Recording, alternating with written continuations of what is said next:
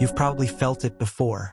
That eerie sense that the world isn't just happening to you, but somehow echoing back something from inside you. Moments where you feel low, and suddenly everything seems to go wrong. Or you're on a high, and life seems to open up in every direction. It's easy to write these moments off as coincidence or mood bias. But deep down, there's a nagging sense that something else might be going on. Today, we're cutting through the fog. No vague spirituality. No magical thinking. This is for those who want a grounded, actionable understanding of something people have been intuitively sensing for centuries. The mirror principle. And how it connects directly to the mechanics behind what many now call quantum reality shifting. Let's be clear from the start.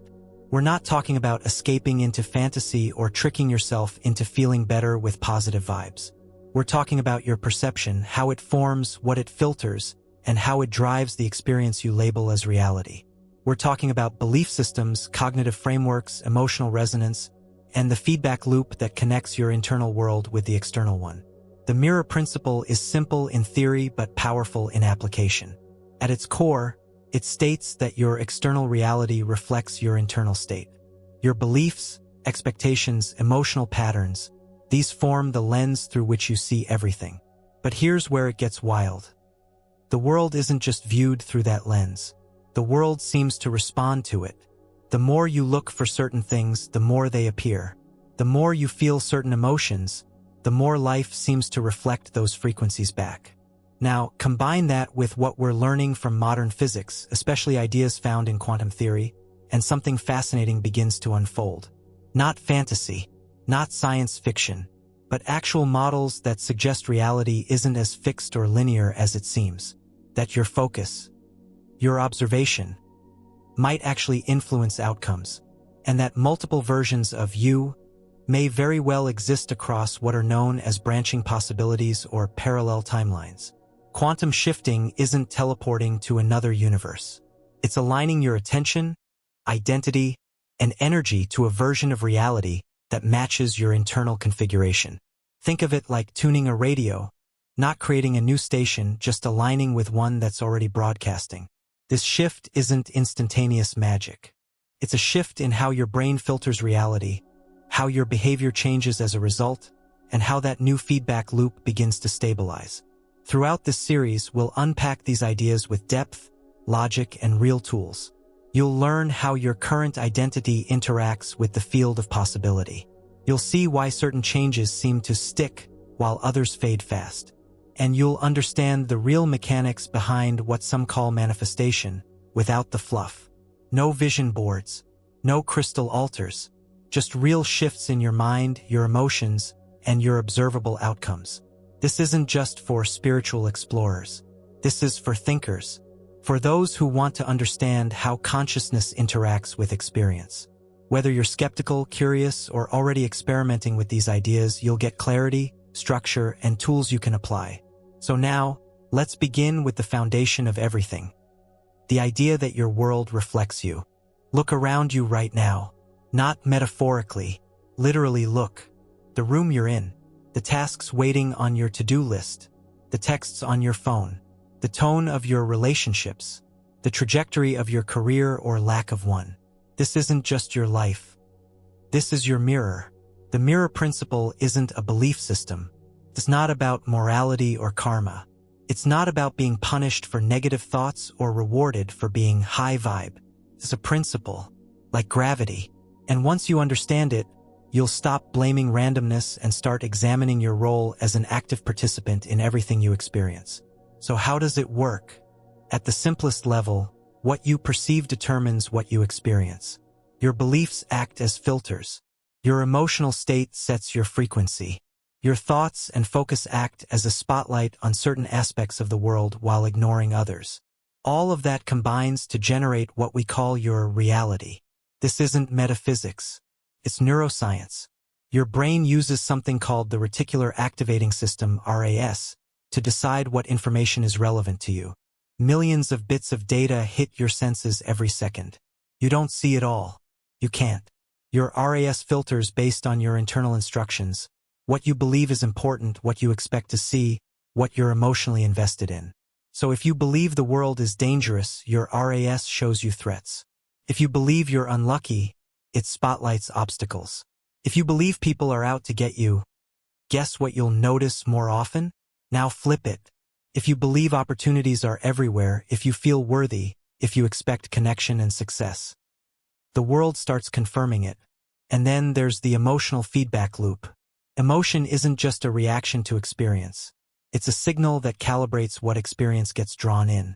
Think of emotion as a magnetic field. The stronger the emotional charge, positive or negative, the more influence it has on your perception and actions, which means the more it shapes the external conditions that follow. People often miss this. They think they need to change the external world first so they feel better, but the mirror principle flips that around. Your internal world has to shift first, your beliefs, emotions, expectations, and then the external reflects that new signal. This is why trying to fake it rarely works. You can say affirmations all day, but if you don't feel aligned with them, the signal you're broadcasting is still based on lack or disbelief. That's the message the mirror reflects. It's not listening to your words. It's picking up on your actual frequency. Events that occur in your life, the so-called random moments, are often feedback, reflecting back the energy or focus you've been operating with. That doesn't mean you deserve bad things or that you're to blame for every hardship.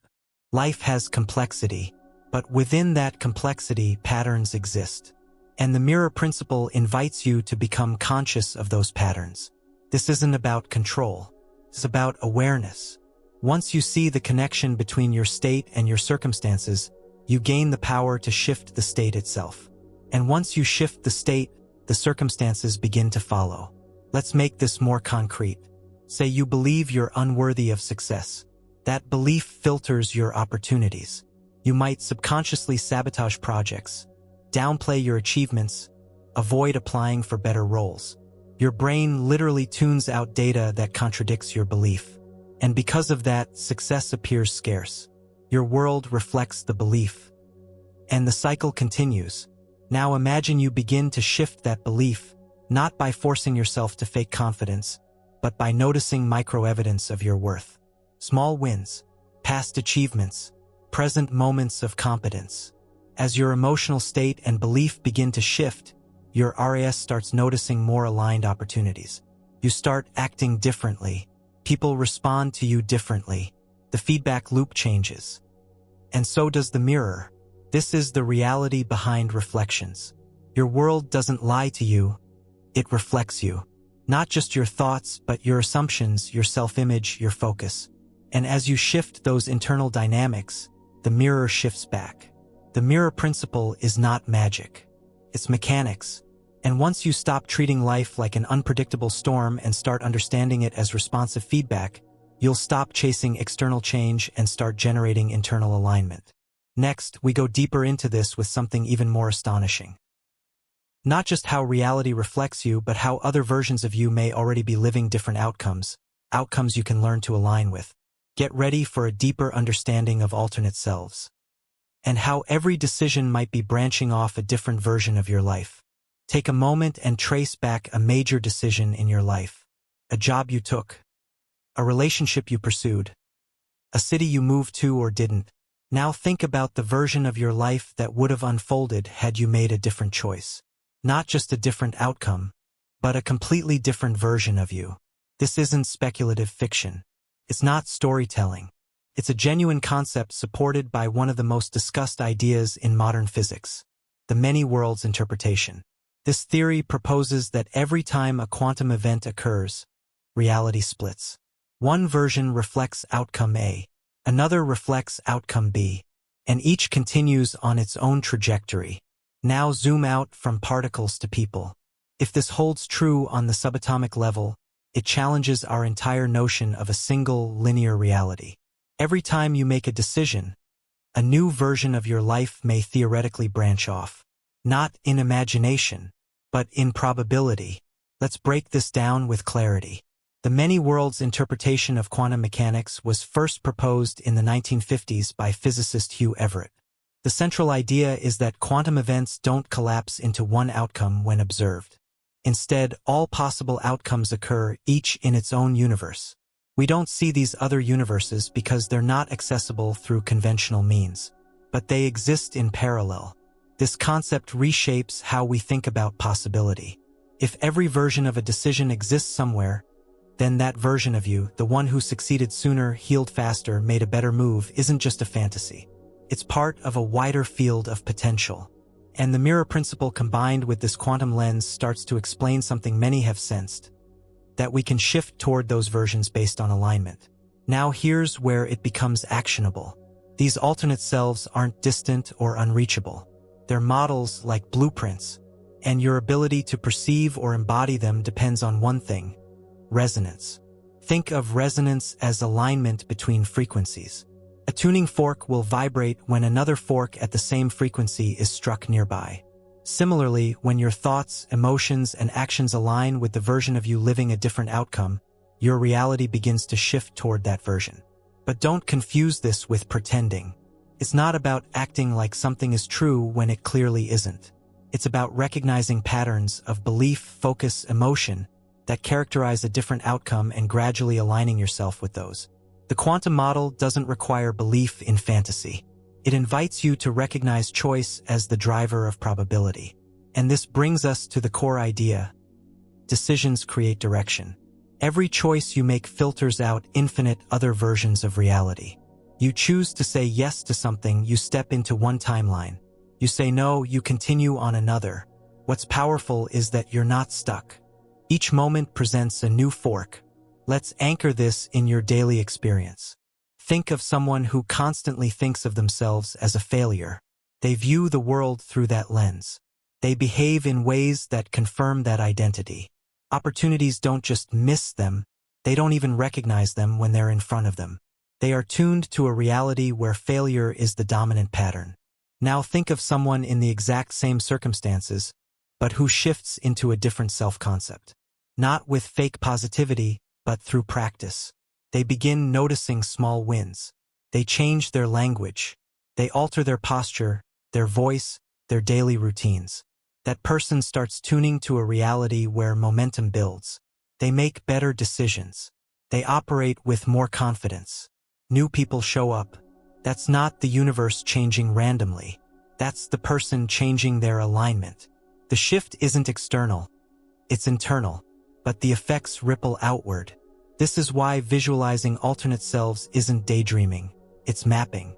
You begin to feel the emotional and mental framework of the version of you that already lives a different outcome. You're not fabricating it. You're syncing with it. The mistake many make is trying to jump to a drastically different version of themselves overnight. That rarely works. The gap is too wide. The resistance too strong. But incremental shifts, those work. Each micro-choice edges you closer to a new stream of probability. Start asking different questions. How would the confident version of me handle this conversation? What's one habit that the successful version of me would never skip? What's the emotional tone of the version of me that already solved this problem? Questions like these are not hypotheticals. They are bridges. When you start thinking and behaving like the version of you who's already living what you want, you begin merging with that stream of possibility. Let's be precise. You're not erasing who you are. You're not escaping your past. You're choosing from within the field of potential that always surrounds you. You're not creating something from nothing. You're selecting from what's already available. This is quantum shifting in plain terms. You're aligning your perception, your decisions, and your behavior with an alternate outcome. Over time, this alignment begins to yield visible changes in your external reality. The mirror begins to reflect a new version of you because the internal blueprint has changed. And the most liberating part? You're doing this all the time, whether you realize it or not. Your choices, your focus, your identity, they're constantly shaping the version of reality you're experiencing. Once you make this conscious, you stop being a passive character in your life and start becoming the deliberate creator of your path. You're never truly stuck. You're just tuned to a version of you that thinks it is. Shift the signal and the world reflects a different possibility. Next, we'll explore exactly how to shift that signal using practical tools based on the science of frequency, focus, and emotional resonance. This isn't metaphor. It's method. And it's how you start aligning your inner world to match the version of life you're ready to experience. Take a moment and trace back a major decision in your life. A job you took, a relationship you pursued, a city you moved to or didn't. Now think about the version of your life that would have unfolded had you made a different choice. Not just a different outcome, but a completely different version of you. This isn't speculative fiction. It's not storytelling. It's a genuine concept supported by one of the most discussed ideas in modern physics, the many worlds interpretation. This theory proposes that every time a quantum event occurs, reality splits. One version reflects outcome A, another reflects outcome B, and each continues on its own trajectory. Now zoom out from particles to people. If this holds true on the subatomic level, it challenges our entire notion of a single linear reality. Every time you make a decision, a new version of your life may theoretically branch off. Not in imagination, but in probability. Let's break this down with clarity. The many worlds interpretation of quantum mechanics was first proposed in the 1950s by physicist Hugh Everett. The central idea is that quantum events don't collapse into one outcome when observed. Instead, all possible outcomes occur, each in its own universe.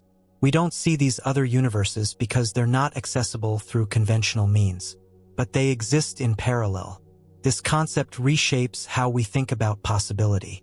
If every version of a decision exists somewhere, then that version of you, the one who succeeded sooner, healed faster, made a better move, isn't just a fantasy. It's part of a wider field of potential. And the mirror principle combined with this quantum lens starts to explain something many have sensed, that we can shift toward those versions based on alignment. Now here's where it becomes actionable. These alternate selves aren't distant or unreachable. They're models like blueprints, and your ability to perceive or embody them depends on one thing: resonance. Think of resonance as alignment between frequencies. A tuning fork will vibrate when another fork at the same frequency is struck nearby. Similarly, when your thoughts, emotions, and actions align with the version of you living a different outcome, your reality begins to shift toward that version. But don't confuse this with pretending. It's not about acting like something is true when it clearly isn't. It's about recognizing patterns of belief, focus, emotion that characterize a different outcome and gradually aligning yourself with those. The quantum model doesn't require belief in fantasy. It invites you to recognize choice as the driver of probability. And this brings us to the core idea: decisions create direction. Every choice you make filters out infinite other versions of reality. You choose to say yes to something, you step into one timeline. You say no, you continue on another. What's powerful is that you're not stuck. Each moment presents a new fork. Let's anchor this in your daily experience. Think of someone who constantly thinks of themselves as a failure. They view the world through that lens. They behave in ways that confirm that identity. Opportunities don't just miss them, they don't even recognize them when they're in front of them. They are tuned to a reality where failure is the dominant pattern. Now think of someone in the exact same circumstances, but who shifts into a different self-concept. Not with fake positivity, but through practice. They begin noticing small wins. They change their language. They alter their posture, their voice, their daily routines. That person starts tuning to a reality where momentum builds. They make better decisions. They operate with more confidence. New people show up. That's not the universe changing randomly. That's the person changing their alignment. The shift isn't external. It's internal.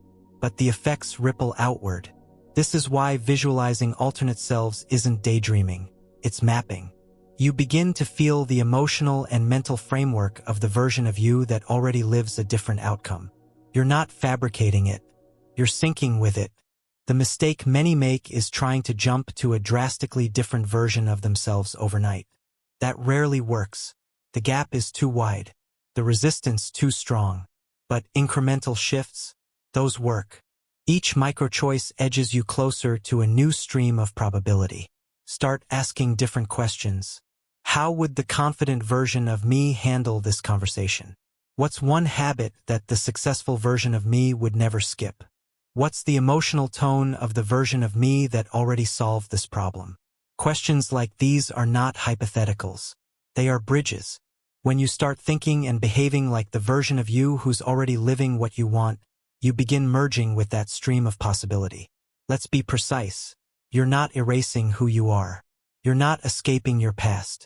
You're choosing from within the field of potential that always surrounds you. You're not creating something from nothing. You're selecting from what's already available. This is quantum shifting in plain terms. You're aligning your perception, your decisions, and your behavior with an alternate outcome. Over time, this alignment begins to yield visible changes in your external reality. The mirror begins to reflect a new version of you because the internal blueprint has changed. And the most liberating part? You're doing this all the time, whether you realize it or not. Your choices, your focus, your identity, they're constantly shaping the version of reality you're experiencing. Once you make this conscious, you stop being a passive character in your life and start becoming the deliberate creator of your path. You're never truly stuck. You're just tuned to a version of you that thinks it is. Shift the signal, and the world reflects a different possibility. Next, we'll explore exactly how to shift that signal, using practical tools based on the science of frequency, focus, and emotional resonance. This isn't metaphor, it's method. And it's how you start aligning your inner world to match the version of life you're ready to experience. There's a reason so many people roll their eyes when they hear the word manifestation. The concept has been hijacked, distorted, watered down until it sounds like wishful thinking dressed up in sparkles. You've heard the clichés. Make a vision board, think positive thoughts, send your desires into the universe. But let's get real. If any of that was enough, more people would already be living exactly what they want. Here's the uncomfortable truth. Most popular manifestation advice doesn't work. Not because the underlying principle is wrong, but because the execution is built on a shallow understanding of how the brain, body, and reality interact. This isn't about sitting around waiting for the universe to deliver. It's about training your mind to notice opportunities, shift your perception, and execute aligned action. Repeatedly. This is not about magic. It's about mechanics. Let's dissect it with precision. Every second, your brain processes up to 11 million bits of information. But your conscious mind can only handle about 40 to 50 bits at once. How does your mind decide which bits to pay attention to? Through a filter called the reticular activating system, RAS. This is a bundle of nerves at the base of your brainstem responsible for regulating consciousness, attention, and alertness. The RAS works like a bouncer at a club. It only lets in information that matches your current identity, beliefs, and emotional priorities. That means the version of life you see right now isn't the full picture. It's the filtered one. Now here's the key. The RAS is programmable, and you've been programming it your whole life, usually without realizing it. Every belief you've formed about who you are and what's possible has helped shape the filter. If you believe you're not good enough, your RAS will literally block out evidence that contradicts that. If you believe money is scarce, your RAS will ignore opportunities that could increase your income. So manifestation, real manifestation, is about reprogramming that filter so you begin to see and act on what you previously overlooked. Here's how it works in practical terms. You set a clear intention. You repeat that intention with emotion and detail. You visualize the outcome vividly. You affirm it through language and identity. And you act as if it's already part of your trajectory, not through fantasy, but through alignment. This repeated pattern shifts the programming of your RAS. It begins looking for evidence that supports the new identity. You start noticing new patterns, different people, unusual opportunities. Not because they suddenly exist, but because your internal radar has changed. This is how people experience lucky breaks. It's not luck. It's filtered perception tuned to opportunity. Neuroscience backs this up through the concept of neuroplasticity. Every thought you think repeatedly creates or strengthens neural pathways. The more you repeat a thought, the easier it becomes to think it again. Over time, it becomes automatic. This is how beliefs are formed and how they become self-reinforcing. So when people visualize success, say affirmations, or write goals repeatedly, they're not attracting the result through thin air. They're building the neural architecture that makes new behavior possible. That behavior, in turn, creates different outcomes. But here's where most people fail. They don't go deep enough. They focus on the outcome, not the identity. They try to manifest a better relationship, more money, a healthier body, without transforming the part of themselves that expects failure or sabotages progress or doesn't feel worthy of the result. Real manifestation begins with identity. You don't just attract what you want. You align with what you are. Let that sink in. If you want to experience a different result, you have to become the version of yourself who lives that reality as normal. That means shifting your habits, language, posture, focus, emotions, boundaries, standards, everything. This is why no amount of scripting or vision boarding will help if your daily behaviors contradict your desired identity. You can't think like a millionaire and act like a victim.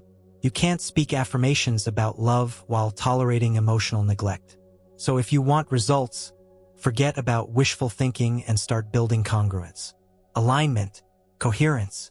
Let's walk through a practical 3-step structure for grounded, effective manifestation. 1. Clarify the identity, not just the goal. Don't just say you want to be successful. Define what success looks like in behavior. What does that version of you do every day? How do they speak? What do they no longer tolerate? Get specific about the being, not just the having. 2. Rewire the pathway. Use consistent visualization paired with elevated emotion. Don't just see the goal, feel the goal. Feel the freedom, the pride, the peace, the gratitude. Emotion is the neurological glue that binds thought into memory. Without it, visualization is just mental wallpaper. 3. Act with micro-consistency. Start behaving in ways that align with the new identity, even if it's uncomfortable. This might mean waking up earlier, having uncomfortable conversations, saying no to old habits. These small shifts create cognitive dissonance with your old self and signal to your brain that change is real. It's also important to track progress, not just with external milestones, but with internal changes. Are you thinking differently? Reacting differently? Noticing new opportunities? These are signs your filter is shifting. Let's be brutally honest. There is no shortcut, no hack, no universe genie waiting to grant you 3 wishes. But there is a system, a structure, a predictable process that, when followed, changes the way you interact with your environment. That's real manifestation, not the fantasy of getting what you want without changing anything, but the power of becoming the kind of person who naturally creates the life you want. The vision board doesn't make it happen.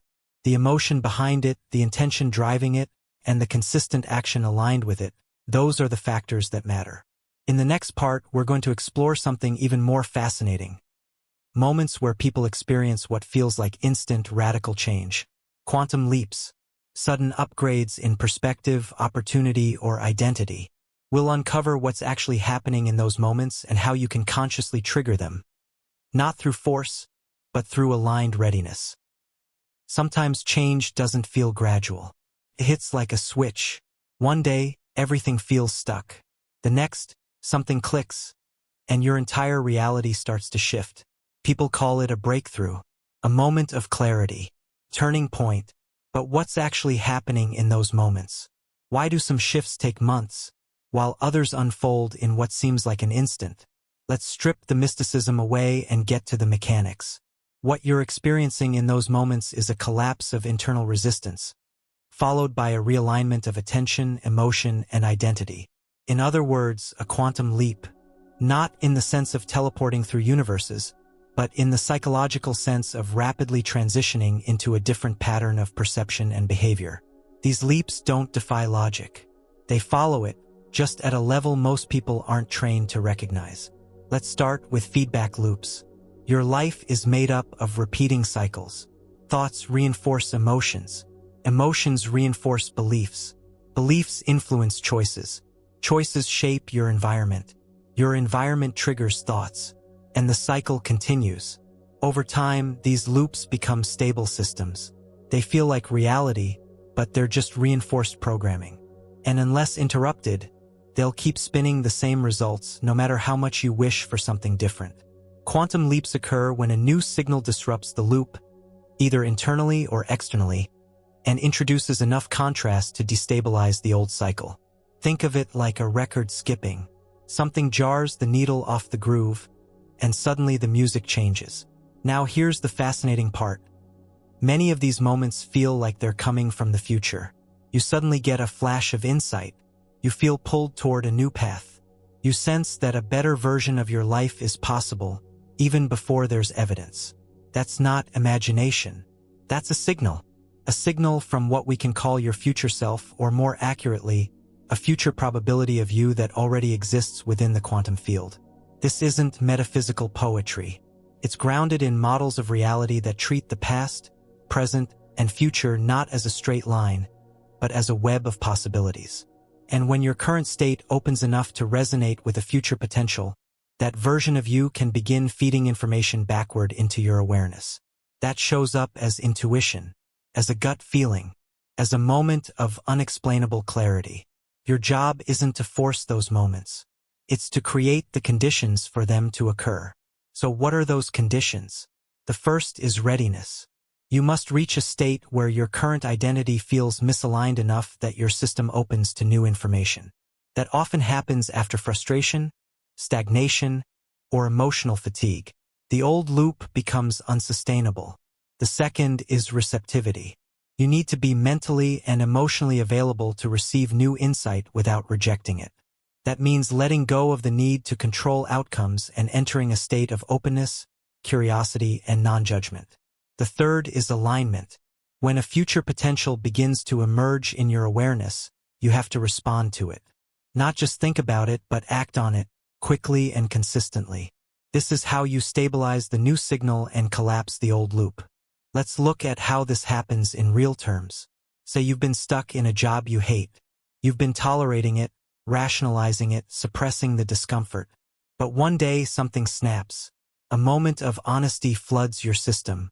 You feel a clarity you can't ignore. You suddenly know this isn't sustainable. That awareness, paired with a willingness to change, breaks the cycle. In that same moment, a new idea may emerge. A business you've been considering. A conversation you've been postponing. A version of yourself who acts differently. That spark is the beginning of a leap. If you act on it, send the email, have the conversation, start the project, you reinforce the new signal. You begin feeding data into a new feedback loop. And the leap becomes real. Quantum leaps don't happen because you got lucky. They happen because your identity reached a tipping point and aligned with a future possibility that had always been there, waiting for resonance. These leaps often feel surreal. Not because they're fantasy, but because they bypass the slow logic of cause and effect. They don't violate logic, they just operate on a different layer of it. A deeper layer. A more immediate one. Now let's touch on another powerful concept. Future memory. There are moments when people suddenly feel like they're remembering something they haven't lived yet. A goal feels familiar. Path feels obvious. A version of themselves feels natural, even though they haven't been that version yet. This isn't memory in the traditional sense. It's resonance. The future version of you is already active within the field of possibility. And under the right conditions, that version begins broadcasting information backward. This isn't time travel. It's alignment. The stronger your emotional connection to a future version of yourself, the more clearly you begin to receive insights that move you toward it. That's why people who start acting in alignment with their future self often describe feelings of déjà vu, or report that things begin happening faster than expected. It's not that time is speeding up. It's that resistance is dropping. Energy is flowing cleanly. The loop is stabilizing in a new direction. Here's how to work with this practically. 1. Identify the fracture point. Notice where your current identity is cracking, where the old loop is breaking down. This isn't failure. It's the entry point for change. 2. Tune into future clarity. Start paying attention to flashes of insight, emotional surges, or clear ideas that seem to arrive from nowhere. These aren't noise. They're signal. Capture them. Reflect on them. Act on them. 3. Anchor the leap with action. Don't wait for more signs. Don't ask for guarantees. Take a step immediately. Anchor the new version of you with movement. Even small actions send powerful signals to your subconscious. 4. Protect the new frequency. Once you leap, protect the signal. Avoid people, habits, and environments that pull you back into the old loop. Quantum leaps are delicate in the beginning. Stabilize them with consistency. And here's the part most people miss. A leap is not about speed. It's about alignment. You can shift in a second or in a year, but the mechanics are the same. You reach coherence with a future state, and you allow it to become dominant. You don't force a new reality. You align with it. And when you do, it feels like the world suddenly makes room for the new version of you. Because in a very real sense, it does. Next, we'll explore what happens when that new version of you starts creating disruption. Because once you begin shifting your internal state, reality often pushes back. We'll explore why change sometimes seems to trigger chaos, and how to understand that reaction not as failure, but as feedback from the mirror itself. You make a change. You start feeling better. You shift your self-talk, raise your standards, and maybe even start acting like the version of yourself you want to become. Then something strange happens. The people around you start acting differently. Unexpected obstacles show up. Things seem to get worse, not better. That's not a sign you did something wrong. That's the mirror pushing back. When you shift your internal state, reality doesn't always respond with instant ease. Sometimes it resists, pushes, throws tests, not because it's against you, but because you're disrupting a pattern that's been running unchallenged for years. And disruption creates friction. This phase is crucial. It's where most people give up. They interpret the resistance as a sign that their shift isn't working. But in truth, it's a sign that it is. Here's why. The mirror principle reflects your dominant emotional and cognitive patterns back at you. If you've spent years operating from fear, doubt, or unworthiness, the external world has formed itself to accommodate and reinforce those signals. That includes the roles you've played, the people you've attracted, the habits you've kept, and the opportunities you've ignored. Now you're changing. You're sending a new signal. Internally, you're different. But externally, the world hasn't caught up yet. There's a lag. And in that lag, conflict appears. You stop overgiving. And suddenly someone accuses you of being selfish. You raise your standards. And people begin distancing themselves. You start saying no. And life starts testing how serious you are about that boundary. This isn't sabotage. It's adjustment. When your internal state evolves, your external reality must either realign or resist. And that resistance is not a punishment. It's a recalibration. The mirror is shifting. But before it shows you the new reflection, it needs to break the old one. Let's bring this down to the level of behavior. Your identity is made up of thoughts, emotions, and actions you repeat consistently. When you change any part of that system, the rest of it tries to restore balance. This is known as homeostasis. It's the psychological tendency to return to a familiar baseline, even if that baseline is dysfunctional. So when you start forming a new identity, your nervous system, your habits, and even your relationships may try to pull you back. That's not because you're broken. That's because the system is being updated, and every system resists new programming until it stabilizes. This is why understanding the concept of reality resistance is vital. Reality resistance is the pushback you experience when your internal frequency no longer matches the world you used to occupy. It shows up in old triggers, in unexpected delays, in familiar challenges reappearing out of nowhere. If you don't understand this, you'll misread it as failure. But if you do, you'll recognize it as feedback, a signal that the shift is in motion. Here's a better analogy. Picture a snow globe. When you shake it, chaos erupts. Glitter and flakes fly everywhere. But give it a moment, and everything settles into a new configuration. When you change your internal frequency, you're shaking the globe. And for a while, things might look worse, only because the old pattern is breaking. You're not going backward. You're being tested for consistency. Now, let's explore how to handle that resistance without collapsing. Step 1. Expect it. Don't hope the world will instantly reward your shift. Understand that it will likely push back first. Not to stop you, but to verify you've changed. You're not being punished. You're being calibrated. Step 2. Don't over-explain. When you change, people will notice. Some will be inspired. Others will feel threatened. That's not your job to manage. You don't need to explain your growth to those who are attached to your old version. Let them feel what they feel. You're not here to stay the same for their comfort. Step 3. Anchor the new identity. Use journaling, breathwork, movement, or ritual to reaffirm the new self, especially during turbulence. The goal isn't to avoid discomfort. It's to move through it without losing alignment. Step 4. Learn the pattern, not just the pain. When resistance appears, don't ask, "Why is this happening to me?" Ask, "What is this showing me about my old pattern?" The more insight you gain, the less power those triggers will have. You are not being punished. You are being polished. There's another layer to this, the echo effect. This happens when your old reality tries one last time to get your attention. It might tempt you back into comfort. An ex might call. A job offer you would have jumped at months ago might show up. The illusion is that things are finally going back to normal. But the truth is, these echoes are tests. Are you ready to move forward?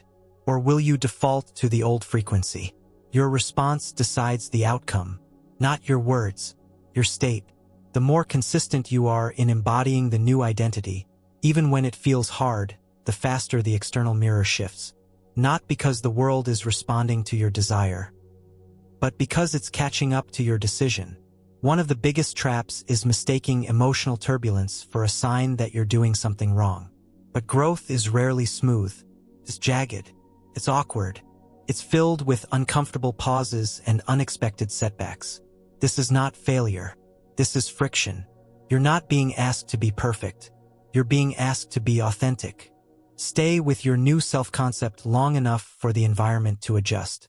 That includes people, systems, finances, relationships, and more. There's one more truth that needs to be said. Not everyone will come with you. Some relationships are built on shared dysfunction. When you stop playing your old role, the script breaks. And that's okay. You don't have to lose everyone. But you will lose versions of people who were attached to the older you. Let them go. You're not rejecting them, you're releasing what no longer fits. This entire phase is the recalibration of reality. It can feel like everything is falling apart. But more often than not, it's actually falling into place. Next, we're going to explore the actual physics behind why this all works. We'll unpack how simply observing reality alters it, and how becoming a conscious observer doesn't just help you understand your world. It actually helps reshape it. Science has a strange habit of catching up to intuition. For generations, people have sensed that awareness alone holds power. That simply becoming conscious of something changes the way it behaves. Now, physics gives us the evidence. This is not just a feeling, it's a function of reality. It's called the observer effect. And it means exactly what it sounds like. The act of observing a system changes its behavior. Let's look at where this comes from. In quantum mechanics, scientists discovered something astonishing. When they measured particles, photons or electrons, the results would change depending on whether or not someone was watching. In the famous double-slit experiment, particles would act like waves when unobserved, spreading out and creating an interference pattern.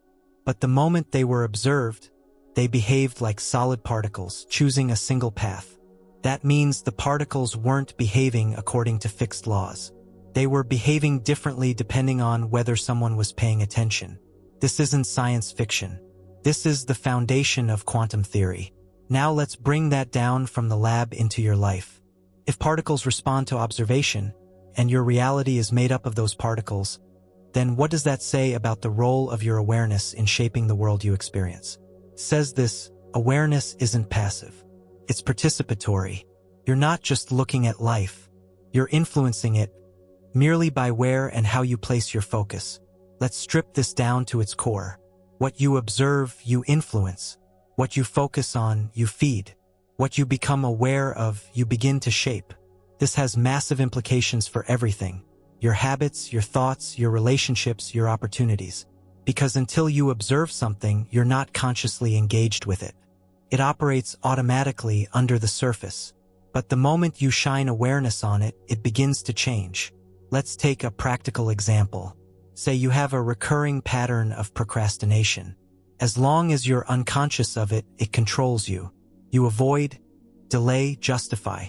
But the moment you become aware, not just intellectually but viscerally, that this pattern is running, you create separation. You're no longer in the pattern. You're watching the pattern. And what you watch, you change. This is why awareness alone can disrupt old behavior. Not because awareness is magical, but because it shifts your identity from reactor to observer. Here's another angle: your attention is currency. Whatever you pay attention to, you invest energy in. And that energy reinforces reality. So when you constantly focus on problems, you magnify them. When you focus on possibilities, you energize them. This isn't just mindset, it's mechanics. That brings us to conscious observation. Most people go through life observing unconsciously. They react, judge, avoid, assume. They don't see things as they are. They see things through the lens of past conditioning. Conscious observation is different. It means watching with precision, with neutrality, with presence. When you bring conscious awareness to a belief, a fear, a behavior, or a relationship, you begin to unravel its automatic control. You begin to regain authorship. Here's how to apply this directly. 1. Create a pattern journal. Pick one area of life that feels stuck. Each day, write down what you observe about your thoughts, reactions, and emotions in that area. Don't fix anything. Just record it. The act of tracking will begin to alter the behavior. You'll notice shifts within days, not because of action, but because of observation. 2. Practice moment-to-moment awareness. Pick a task you normally do on autopilot: brushing your teeth, eating, walking.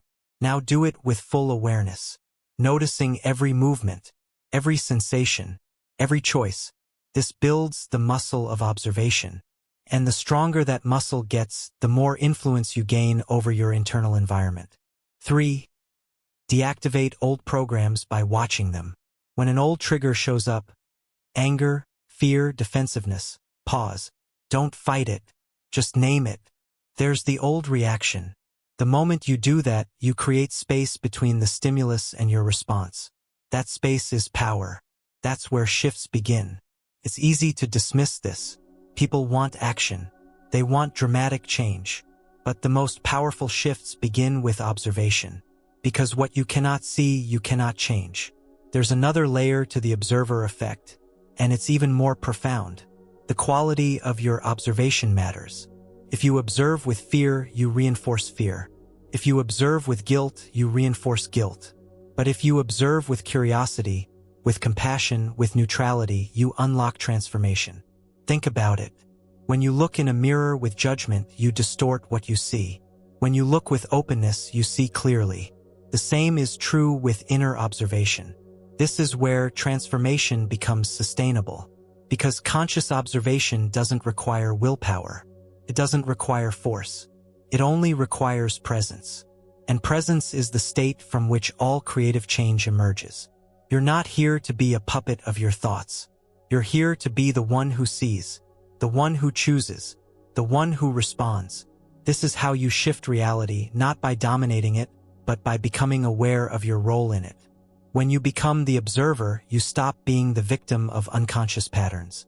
You start becoming the creator of conscious experiences. And that's the threshold between reaction and mastery. Next, we're going to move from observation to reprogramming. You'll learn how to rewrite the internal code that governs your life. Because once you're aware of the old programs, it's time to install something new, something aligned, something powerful. Your thoughts aren't random. Your reactions aren't accidents. Your behavior isn't luck. They're all part of a system, a self-reinforcing algorithm that's been running your life. This internal algorithm was built through repetition. Repetition of thoughts, feelings, and actions over time. Some of it was absorbed unconsciously, picked up from parents, peers, school, media, trauma. Some of it was chosen. But regardless of where it came from, the outcome is the same. It became your default. So when people say, "I can't change," what they're really saying is, I'm so identified with my current programming, I can't see past it. But here's the truth. You can rewrite the code. This isn't self-help jargon. It's cognitive science. Your brain and body are programmable. Not in a robotic way, but in a biological way. Neurons that fire together wire together. And with intention and consistency, those pathways can be rerouted. Let's be clear. This is not about pretending to be someone you're not. It's about removing the layers of outdated code that are keeping you locked in an old version of yourself, and replacing them with patterns that match who you're becoming. So how do you program a new self? You begin with identity, not goals, not tasks, identity, because every choice you make, every habit you maintain, reinforces the identity you believe is true. The person who says, "I'm not a morning person," creates evidence to prove it. The person who says, "I'm bad with money," will keep finding ways to fulfill that story. Your brain wants consistency. It filters your behavior to match your beliefs. And that's the algorithm you must update. Here's a precise process to begin that update. Step 1. Define the new identity. Get brutally specific. Don't say, "I want to be successful." Say, "I am someone who follows through. I keep promises to myself. I speak clearly and confidently. I lead without apology." Your nervous system doesn't respond to vague statements. It responds to detail, clarity, precision. Write a one-page profile of the version of you that already lives the life you're aiming for. Not how they look, but how they think, how they move, what they say yes to, what they no longer tolerate. That's your blueprint. Step 2. Interrupt the old loop. Every time you catch yourself reacting from the old identity, hesitating, spiraling, avoiding, pause. Don't criticize. Just notice. Label it. That's the outdated pattern. This single act begins to dismantle the automaticity of the old program. Create space. And in that space, you regain choice. Step 3. Script the new loop. Write out, in present tense, the internal dialogue of the new version of you. Not affirmations you chant to force belief, but language that feels grounded. Example: I move with purpose. I solve problems. I learn fast. I adapt easily. I don't waste energy on overthinking. Read this script daily. Not like a ritual, like a software update. Each repetition is a line of code being installed. Step 4. Anchor with behavior. Programming isn't just mental. It's physical. Every behavior you take that matches the new identity reinforces it. You don't have to make massive changes overnight. You need alignment. Small, consistent behaviors that match your chosen identity. Over time, these micro-actions create macro evidence, and the algorithm updates. Step 5. Speak the identity into existence. Language is one of the most overlooked tools for self-programming. The way you talk about yourself becomes the way others see you, and eventually the way you see yourself. Stop saying things like, "I'm so bad at this. I always mess this up. I'm not good with people." Those aren't just words. They're instructions. Replace them with truth-aligned upgrades. "I'm learning this quickly. I'm getting better every day. I'm choosing a different way to respond." It's not about lying. It's about shifting your internal narrative toward the version of you that's already forming. And here's where most people struggle. They wait to feel different before they act different. But the feelings come after the alignment, not before. If you wait to feel motivated before you move, you'll never move. But if you act in alignment with the new identity, the feelings follow. Think of it like this: your body stores emotional memory. Your posture, your breath, your tone. These are all data points that reinforce identity. So when you change how you move through space, you change what your body remembers as normal. That's why physical anchoring matters. Stand differently, walk differently, use different facial expressions, speak slower, breathe deeper. These micro-adjustments communicate to your nervous system that something new is happening. Now let's go deeper. Your subconscious doesn't learn through logic. It learns through emotion and repetition. So if you want to install a new belief, you need to attach emotion to it.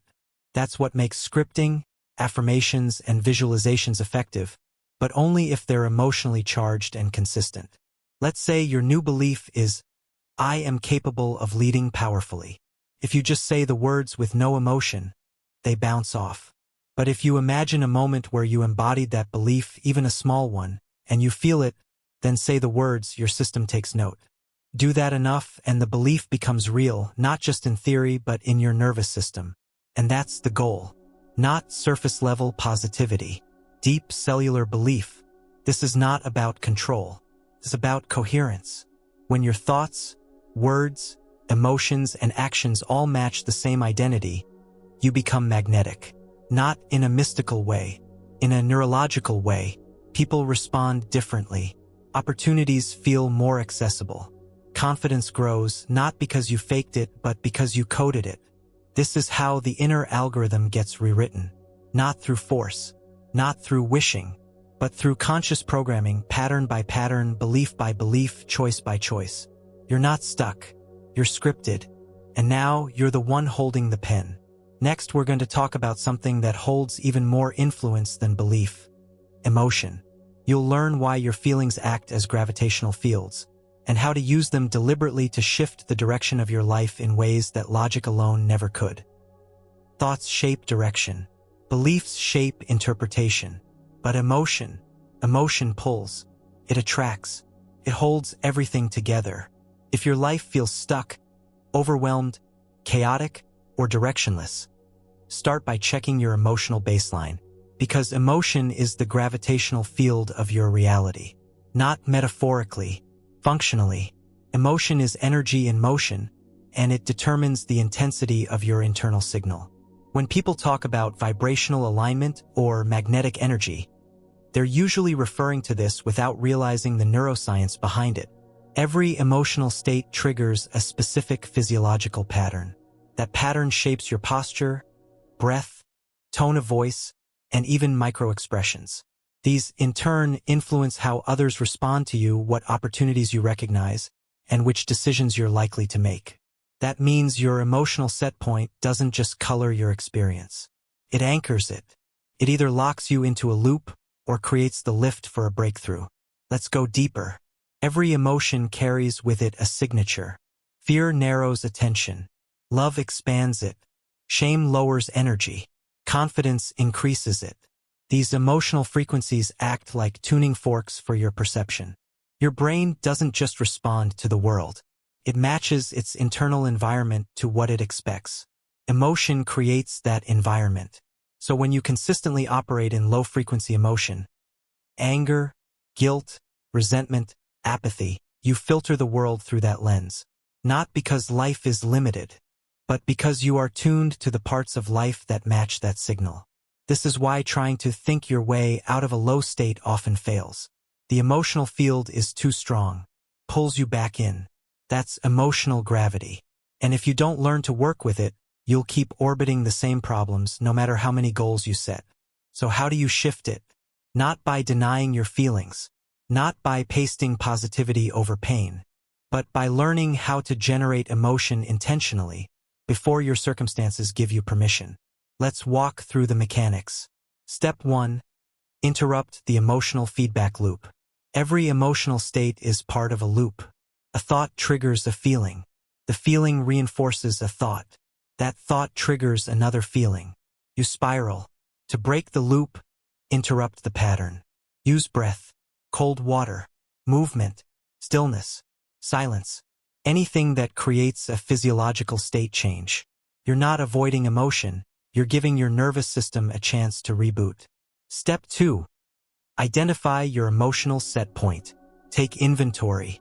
What emotions do you experience the most in a week? Not the spikes, like joy or panic, but the background noise. That's your set point. That's your gravitational field. Now ask, is this emotion pulling me toward the version of life I want, or holding me back from it? Step 3. Practice generative emotion. This is where power begins. Generative emotion is the ability to create elevated feelings on command, without waiting for your environment to justify them. You don't need a reason to feel joy. You don't need external proof to access peace. You can rehearse these feelings internally and train your body to make them familiar. This isn't delusion. It's alignment. Here's a method to practice it. Close your eyes. Recall a moment, any moment, where you felt truly connected, proud, safe, or alive. Feel the emotion of that memory. Amplify it. Anchor it into the present. Imagine the version of you living your next chapter already feels this way daily. Stay there. Let it saturate your system. Do this consistently, and you begin training your nervous system to expect elevated emotion. Not in reaction to life. As your baseline. Why does this work? Because your subconscious doesn't know the difference between memory, imagination, and current experience. When you feel something fully, it takes that feeling as real. And your biology follows. Hormones shift. Posture shifts. Your expression softens. You move differently. Speak differently. Decide differently. And because your behavior is now different, your environment begins to respond differently. The gravity shifts. People say you attract what you feel. That's true, but not because emotion casts out invisible requests into the universe. It's because emotion shifts your behavior, which changes your outcomes. That's the real magnetism. Let's make this practical. If you want to attract opportunities, you need to feel like someone who is ready to receive them. If you want to deepen relationships, you need to feel connected, even before the right person shows up. If you want more abundance, you need to feel supported, even when the numbers haven't changed yet. These feelings aren't reactions. They're blueprints. You don't wait for the results. You install the signal, and the system begins to update. There's another piece here, resilience. When emotional gravity is high, when you've been in a low state for a long time, it takes more energy to lift off. That's why early efforts can feel like they're not working. They are. You're just still within the pull of the old field. Stay consistent. Keep choosing the new signal. Train it like a muscle. And over time, the emotional baseline shifts. You'll know it's working when you start responding differently to familiar triggers. When the old reactions lose their charge. When your energy becomes less reactive and more generative. This is the turning point. When you stop waiting for life to make you feel something. And you start feeling something that transforms your life. Next, we'll explore how to lock this in. You'll learn how to collapse the wave, how to stop hopping between versions of yourself and finally land in the one that's aligned, grounded, and sustainable. Because emotional energy gets you moving, but structure and anchoring make the shift last.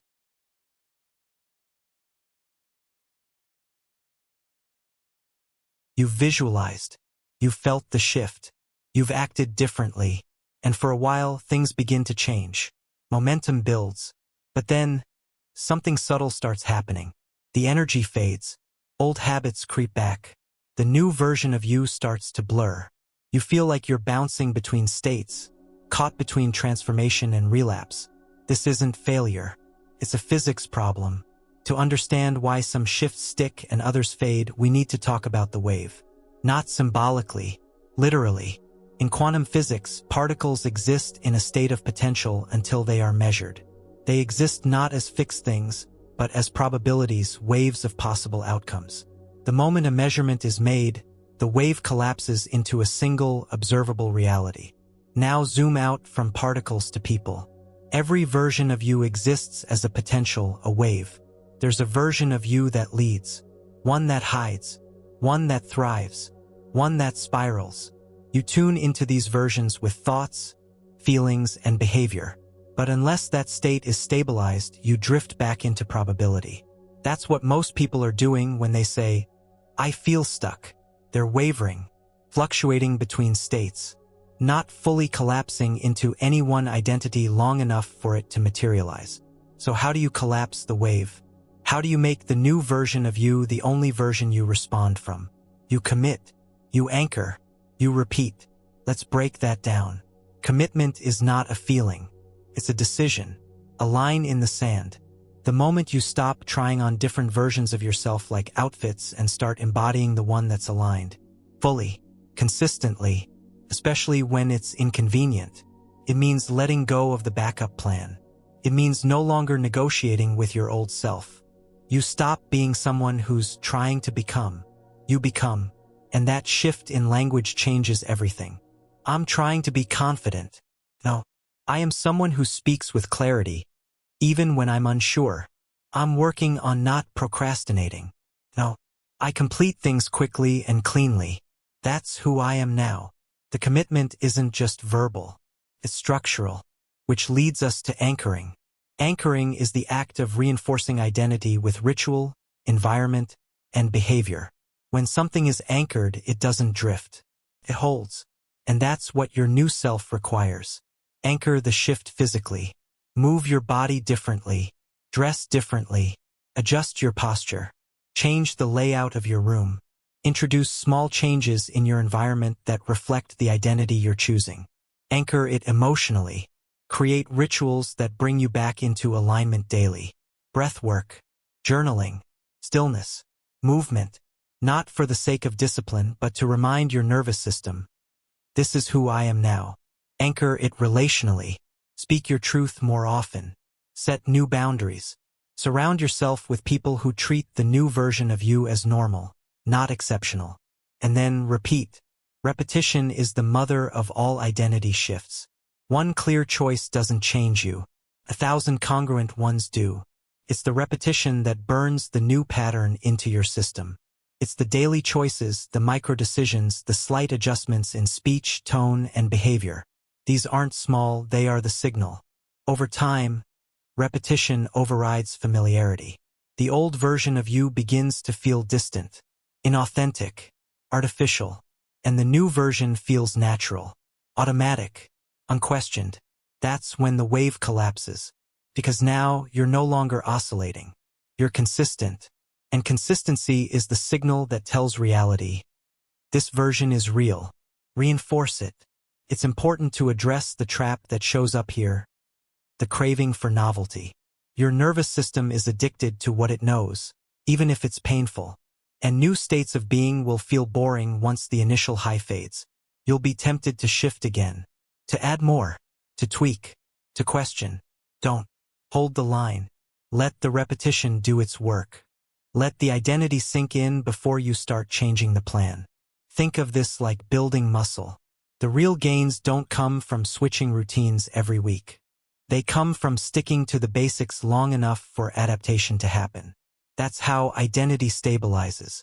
Through structure, through rhythm, through loyalty to the process even when it's not exciting. There's one final piece. It's about handling reality lag. Just because you've collapsed the wave internally doesn't mean your external world will immediately reflect the change. There's a delay, a lag between the shift in identity and the full manifestation of new outcomes. This is the testing ground, the stretch. It's when the world still treats you like the old you, but you don't take the bait. You stay the course. You remain the version you've chosen, even if no one else sees it yet. That's where the shift becomes permanent. Because now, your identity isn't dependent on external confirmation. The self-sourced, the mirror will adjust. But only after you've held the frequency long enough to prove that you're not shifting in theory, you're shifting in practice. Collapse the wave. Lock it in. Live as the version of you who no longer needs to check whether it's working, because you've already decided that it is. Next, we're going to explore how to test all of this deliberately.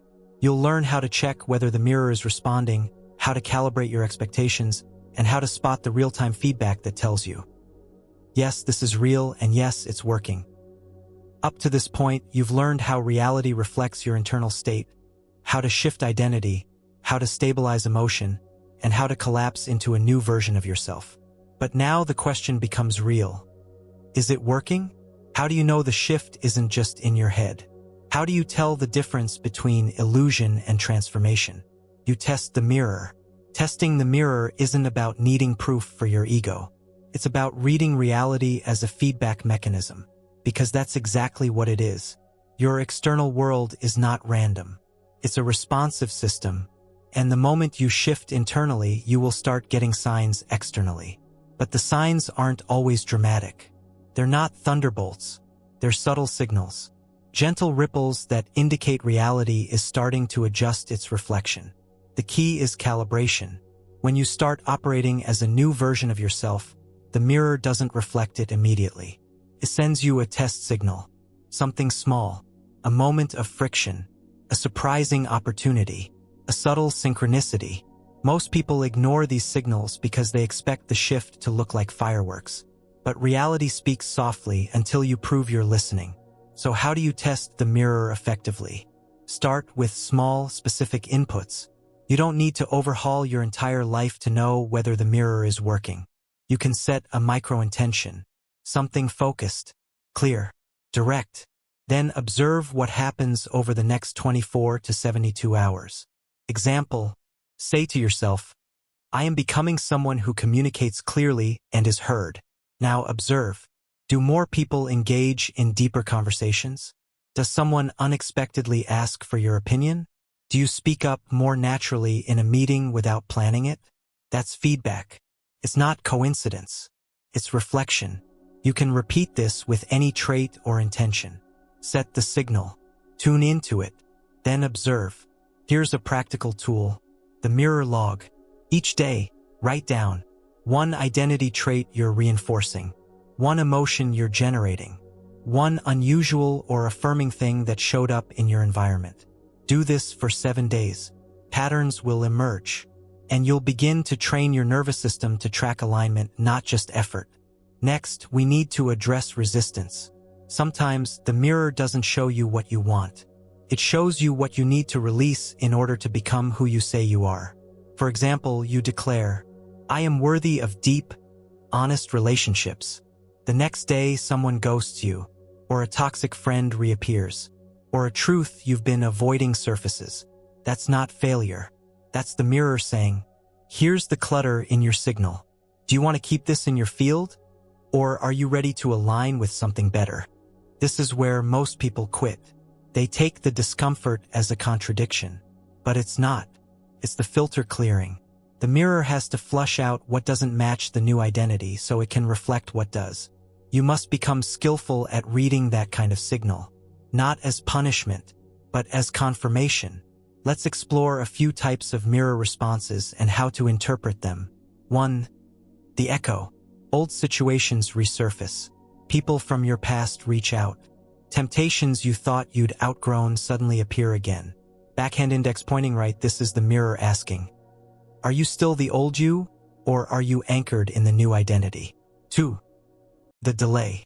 You shift internally, but nothing seems to happen externally. No signs. No changes. Backhand index pointing right, this is the mirror waiting to see if your new state is sustainable or temporary.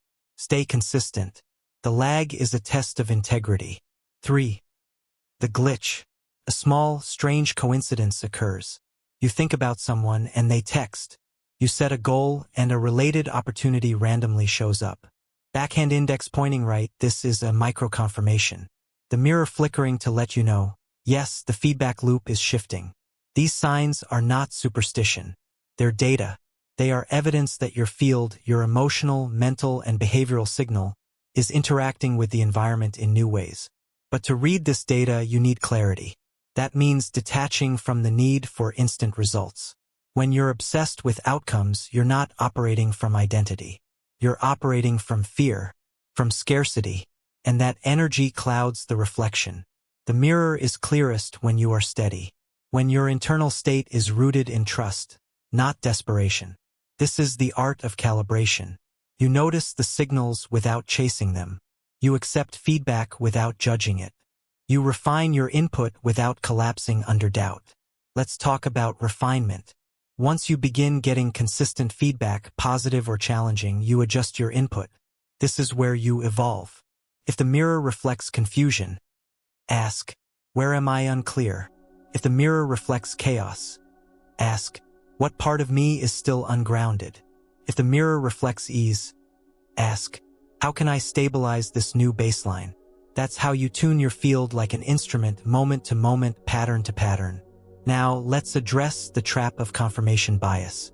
Some people force meaning onto everything. They see a random number and turn it into a prophecy.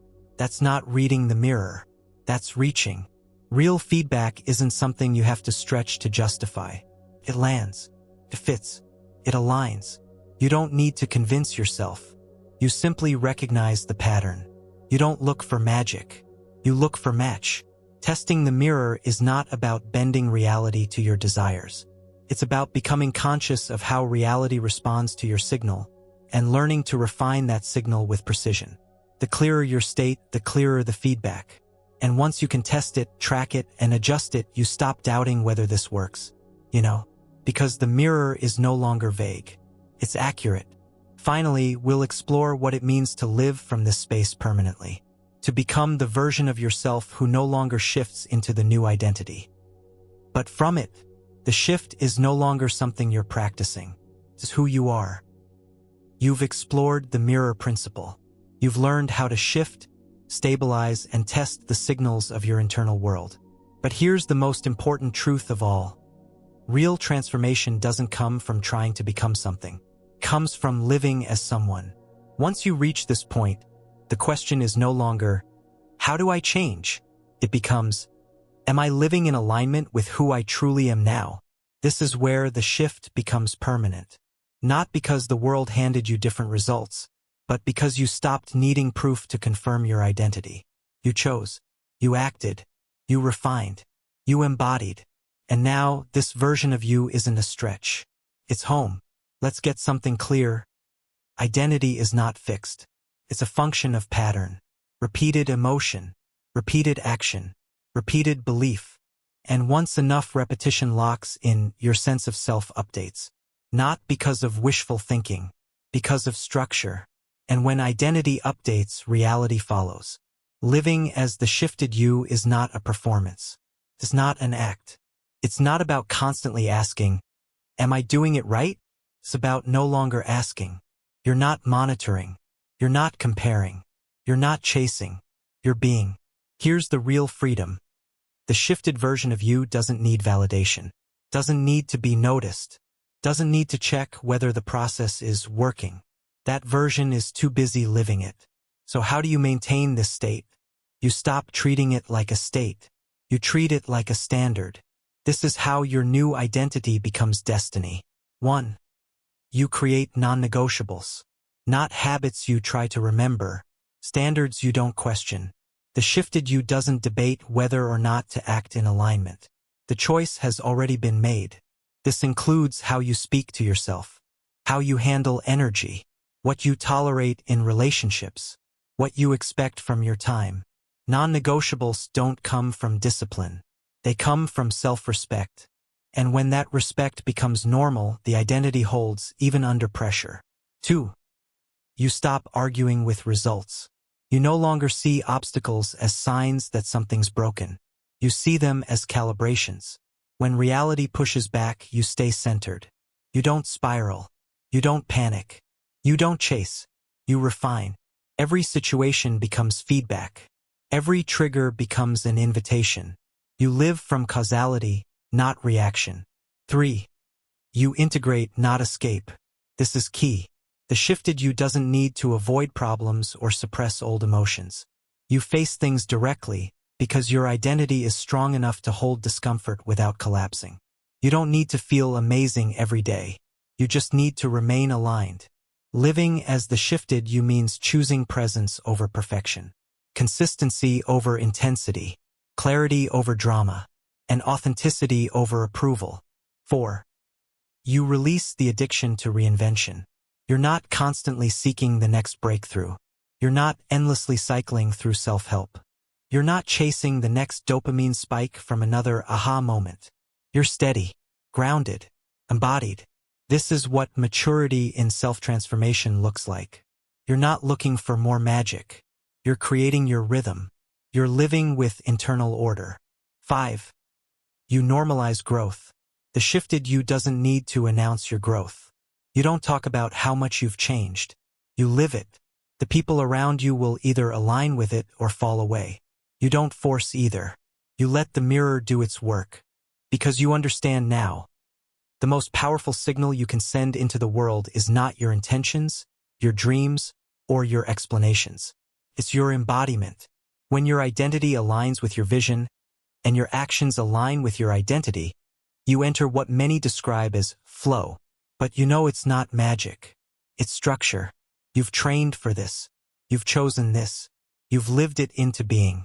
Now everything adjusts around your new gravity. You become someone who doesn't need to shift, because you are the shift. That's the destination, not a result. A relationship with your own inner architecture. A sense of grounded power. A clarity that no longer wavers with mood, conflict, or doubt. You're not faking confidence. You're not chasing ease. You're not pushing through resistance. You are simply being the version of you who already knows how to move. This is the end of seeking, and the beginning of mastery. So, if you've come this far, there's nothing else to search for. The mirror is reflecting. The shift is real. Now live it until no one, including you, remembers the old version was ever your truth.